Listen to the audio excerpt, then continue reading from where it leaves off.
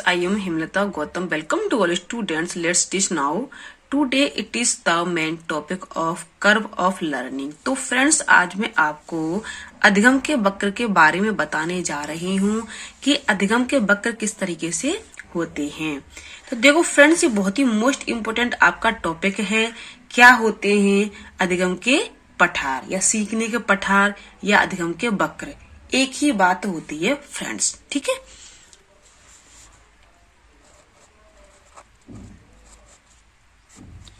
ठीक है,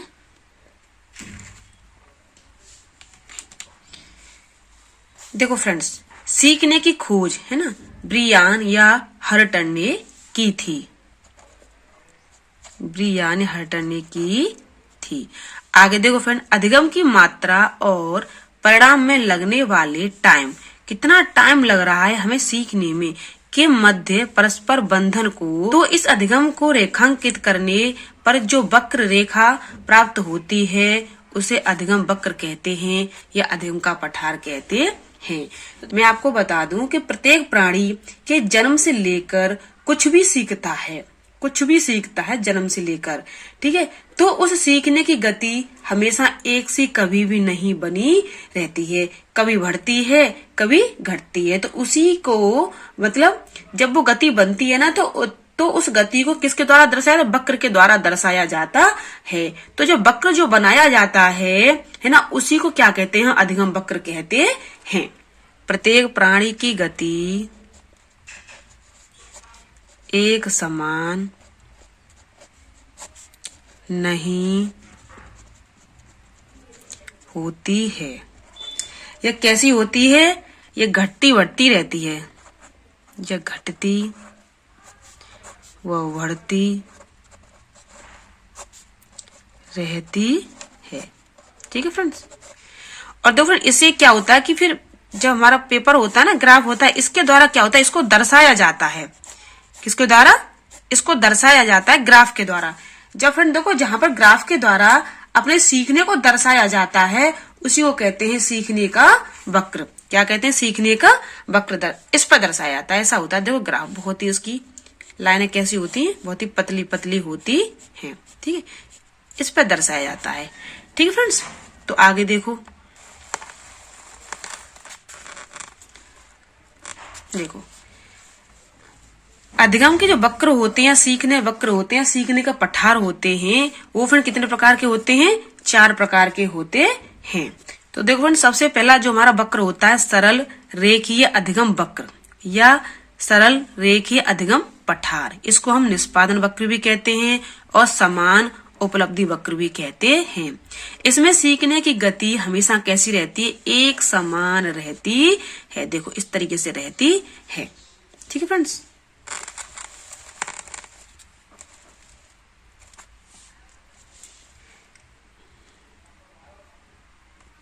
टाइम है ना, यहाँ क्या है, देखो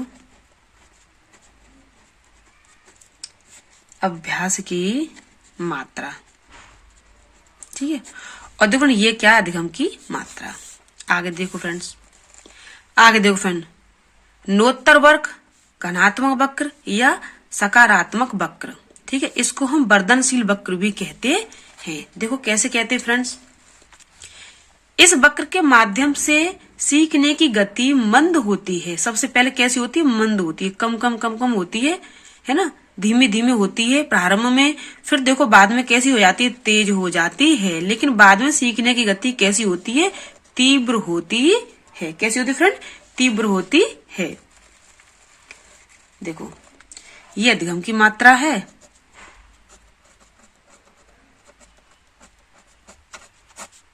अधिगम की मात्रा। और आगे देखो फ्रेंड्स, अभ्यास की मात्रा इसी में है, ठीक है। तो देखो इसमें क्या दर्शाया गया, मैं आपको बता दूं कि समय और प्रयास के साथ अधिगम तीव्र गति से बढ़ता है ना। जितना प्रयास आप करोगे है ना, उतना ही आपका सीखने की मात्रा बढ़ेगी या उतना ही आपका अधिगम बढ़ेगा, ठीक है फ्रेंड्स। देखो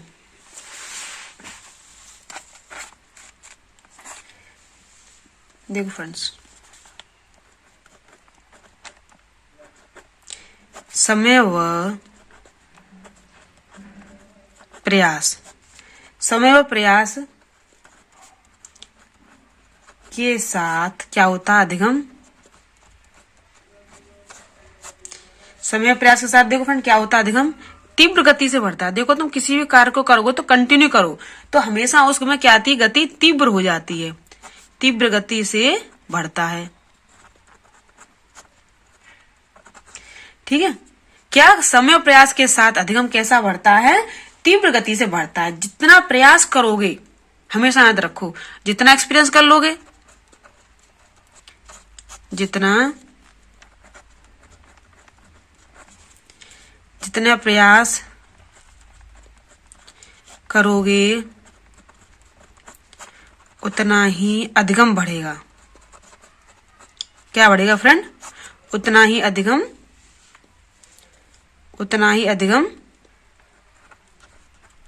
बढ़ेगा। ठीक है फ्रेंड्स, तो फ्रेंड आपको समझ में आया कि नतोदर, घनात्मक और सकारात्मक हम किसको कहते हैं कि जब इसकी प्रारंभिक स्थिति कैसी होती है, कम होती है, और बाद की स्थिति कैसी होती है, बहुत ही फास्ट होती हुई चली जाती है। तुमने देखा होगा कि जब भी तुम किसी बच्चे को प्रारंभ में कुछ भी चीज सिखाओ, तुम यही समझ लो, ठीक है, तो क्या होता है उसे बहुत कठिनाई आती है सामने, लेकिन जब भी क्या होता है, जब वो प्रयास करता है ना, धीमे धीमे जैसे कि आप सोचो किसी बच्चे को आप सीढ़ियों पर चलना सिखाओ, है ना, चढ़ना सिखाते हैं धीमे धीमे, तो पहले एक रखता है कदम, दो रखता है, एक रखता है, धीमे धीमे रखता है। एक दिन ऐसा होता है फटाफट अपने आप चढ़ करके बहुत जल्दी उन सीढ़ियों को क्या कर लेता, पार कर लेता है। देखो फ्रेंड्स, कोई भी आप चैप्टर पढ़ा रहे हो तो आप देखो कि आपको प्रारंभ में बच्चे के साथ क्या आएगी, कठिनाई आएगी, है ना, लेकिन जब बच्चा उसी चैप्टर को एक बार, दो बार, तीन बार, चार बार सुन भी लेगा ना, जब देखो बच्चा एक बार, दो बार, तीन बार, चार बार उसी चैप्टर को सुन लेगा, पढ़ लेगा, उसी चैप्टर को सुन लेगा, पढ़ लेगा, तो क्या होगा, उसको बिल्कुल भी क्या होगी, कठिनाई नहीं आएगी। सीखने की जो गति होगी ना, कैसी होगी, तीव्र गति हो जाएगी। आगे देखो फ्रेंड्स, अब मैं आपको तीसरा वक्र, तीसरा पठार कराने जा रही हूँ। देखो, उन्नोत्तर या ऋणात्मक वक्र, उन्नोत्तर या ऋणात्मक वक्र या नकारात्मक वक्र। देखो इसमें क्या होता है, इसमें सीखने गति प्रारंभ में कैसी होती है, बहुत ही अधिक होती है। कैसी होती है, अधिक होती है, और अंत में कैसी हो जाती है, तीव्र हो जाती है। कैसे हो जाती है, आपने देखा होगा कि जब भी कोई टीचर पढ़ाता है, किसी भी लेसन को पढ़ाता है, तो बच्चा बहुत ही तत्लीन से, है ना, बहुत ही मन से उसको फटाफट उसको सीख लेता है ना। फिर क्या होता है, जब बच्चा घर आता है, थक जाता है, तो उसका मन कैसा होता है, कम हो जाता है, और उसके सीखने की गति धीमे धीमे क्या होती है फ्रेंड, उसमें कम होने लगती है। देखो कैसे फ्रेंड्स, देखो स्टार्ट में क्या हो रहा है, बहुत ही तेज स्थिति से हो रहा है, और अंत में क्या जा रहा है, ये एकदम ऋणात्मक स्थिति में चला जा रहा है। किस में जा रहा है फ्रेंड, ऋणात्मक स्थिति में जा रहा है। तो हम कह सकते हैं कि अभ्यास जो हमारा होता है, स्टार्टिंग में कैसा हो रहा है, जब भी टीचर पढ़ाता है तो बहुत ही आता बच्चा, सुबह का बच्चा तो एकदम पूर्ण माइंड में आता है ना, तो उसको अच्छे से सीख लेता है।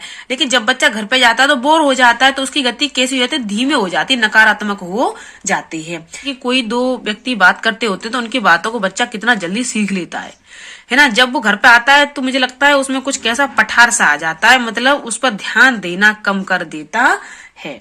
तो यही होता है, समय और प्रयासों के साथ अधिगम एक धीमी गति से होने लगता है और अंत में वक्र पठार के रूप में हो जाता है। क्योंकि पहले क्या होता है, फास्ट होता है, पहले क्या फास्ट सीखता है बच्चा, धीमे धीमे क्या करता है वो, है ना, धीरे धीरे क्या करता है, उसके अंदर एक पठार की स्थिति बनना शुरू हो जाती है। कैसी बनती है फ्रेंड, पठार की स्थिति बनना शुरू हो जाती है। तो इसका एक देखो राइटली आंसर ये भी हो सकता है। देखो मैं आपको बता दूं यहाँ पर बना करके, स्टार्टिंग में बच्चा देखो एकदम फास्ट गति से सीख रहा है, फिर उसकी गति कैसे यहाँ पर उतर गई मतलब समझ लो कि धीमे हो गई। क्या हो गई, धीमे हो गई, नकारात्मक हो गई, हम ये भी कह सकते हैं नकारात्मक हो गई। पहले क्या रहा, बी फास्ट कर रहा है, किसी कार को बी फास्ट कर रहा है, फिर क्या कर रहा है, बी स्लो कर रहा है, मतलब स्लो कर रहा है, उसी कार्य को धीमे धीमे कर रहा है। पहले किसी बात को बहुत ही जल्दी सीख लेगा, फिर उसी बात को क्या कर देगा, स्लो कर। जैसे आपने देखा होगा, जब भी आप किसी भी चैप्टर को पढ़ोगे ना, तो बहुत ही तीव्र गति से पढ़ोगे कि एग्जाम आ रही है, ये पढ़ना है।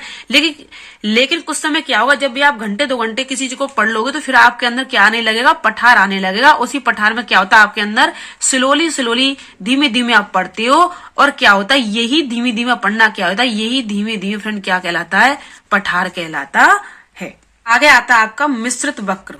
ठीक है, ये फ्रेंड एस आकार का होता है। सबसे आप समझ लीजिए, अगर आपको एग्जाम में पूछा जाए कि एस आकार का वक्र कौन सा होता है, तो देखो ना कौन सा होता है, मिश्रित वक्र होता है। तो सीखने की गति कभी तेज तो कभी धीमी होती है। कैसे होती है, कभी कभी तेज हो जाएगी, कभी कभी धीमी हो जाएगी, फिर कभी कभी तेज हो जाएगी, फिर कभी कभी धीमी हो जाएगी। इस तरीके से इसमें गति होती रहती है। और देखो फ्रेंड, इसमें सर्वाधिक पठार बनते हैं। क्यों बनते हैं पठार, के कभी तेज कभी कम, कभी तेज कभी कम, कभी तेज कभी कम, कभी तेज कभी कम, इस तरीके से कभी तेज कभी कम। यहाँ पर पठार बन गया, यहाँ पर तेजी हो गई, यहाँ पर क्या तेजी हो गई, यहाँ पर क्या पठार बन गया। तो इस तरीके से इसमें गति कैसी होती है, कभी तेज कभी कम होती हुई चली जाती है। आगे देखो फ्रेंड, इसमें क्या होता है, इसमें दोनों वक्र आते हैं ना, नतोदर और उन्नोत्तर, है ना। दोनों वक्रों का इसमें क्या होता है, मिलना जुलना का रूप होता है या मिलना जुलना होता है। कैसा होता है, नतोदर वक्र भी होता है और फ्रेंड्स में उन्नोत्तर वक्र भी होता है। और फ्रेंड ये कैसा होता है, एस आकार का होता है और इस सीढ़ियों के आकार का होता है। ठीक है फ्रेंड्स, आगे देखो, आनुषंगिक अधिगम। आनुषंगिक अधिगम, देखो ये गैर इरादा सीखना, इसमें प्राणी के उन व्यवहारों को सम्मिलित किया जाता है ना, जिसके सीखने के लिए कोई प्रयास नहीं करता, न चाहते हुए भी व्यक्ति क्या होता है, इसमें सीख लेता है। उसको कहते हैं हम आनुषंगिक अधिगम, है ना। देखो बच्चे का इसमें कोई, या बच्चा हो या बड़ा हो, इसमें कोई इरादा नहीं होता कि मैं इस चीज को सीखूंगा, फिर भी बच्चा क्या करता है, सीख लेता है। क्यों करता है, क्योंकि वो उन व्यवहारों को क्या करता है, सम्मिलित करता है किसी दूसरे में, है ना, या दूसरे के व्यवहारों को अपने में सम्मिलित करता है। देखो फ्रेंड, संज्ञानात्मक मूल अधिगम, गत्यात्मक अधिगम और भावात्मक अधिगम। देखो विचारात्मक अधिगम, इसमें सिर्फ तथ्यों की जानकारी मिलती है। ये किसमें मिलती है, सहसावस्था में पाई जाती है। विचार, सबसे ज्यादा बच्चे में क्या होते हैं, विचार आते हैं। गत्यात्मक में कार्य करने की अधिगम, है ना, कार्य करने के द्वारा अधिगम होता है गत्यात्मक में। तो जैसे कि साइकिल चलाना बच्चा सीख लेता है, ये सारी चीजें बच्चा कब सीखता है, बाल अवस्था में सीखता है।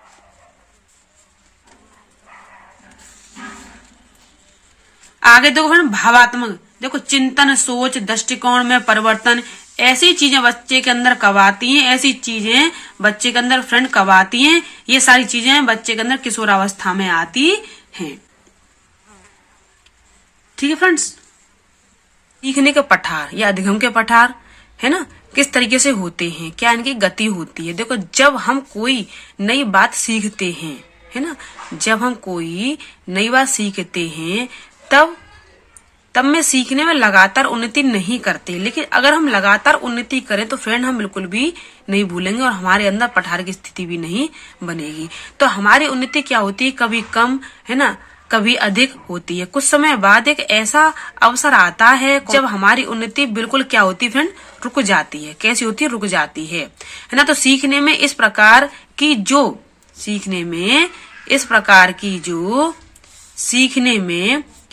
की जो अवस्था आती है उसी को सीखने में पठार कहते हैं। मतलब सीख रहे हैं तो सीखने में तो पठार बनेगा ना। ठीक है, तो फ्रेंड जिस तरीके से मैंने आपको पठारों के बारे में अंडरस्टैंड किया है कि सीखने के पठार क्या होते हैं, अधिगम के पठार क्या होते हैं, तो फ्रेंड आप सबकी समझ में आ गया होगा। लेकिन यदि किसी भी स्टूडेंट समझ में नहीं भी आता है तो फ्रेंड्स मुझे वीडियो के लास्ट में कमेंट बॉक्स में अपना कमेंट लिख करके दे सकते हो। Thank you watching for my video.